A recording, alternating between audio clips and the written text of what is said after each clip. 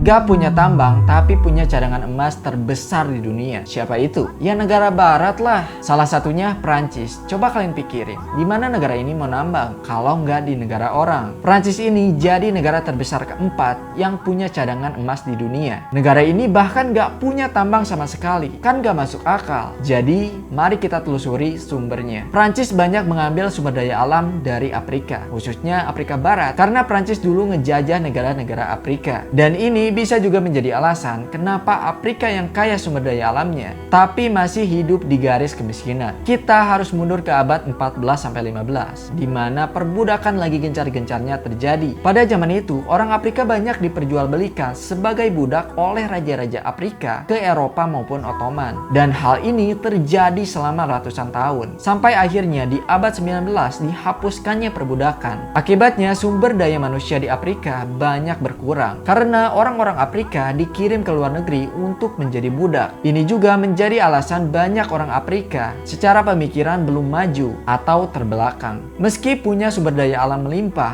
tapi mereka nggak tahu harus berbuat apa. Melihat itu, orang-orang Eropa seperti Prancis datang ke Afrika untuk menjajah dan mengeruk kekayaan Afrika. Dan gak sampai situ, meski negara-negara Afrika sudah merdeka, tapi masih dipengaruhi oleh negara yang menjajahnya. Jadinya sampai sekarang pun banyak negara Afrika yang masih miskin. Seperti Mali yang punya 860 tambang tapi nggak punya cadangan emas sama sekali. Semua hasil tambangnya lari ke negara lain melalui perusahaan asing. Tapi Mali kemarin udah berani bersama negara tetangganya, Burkina Faso dan Niger. Mereka kompak mengusir Perancis dari negaranya. Kalau info tentang Sudan, sekarang Sudan mengalami krisis kelaparan terbesar di dunia.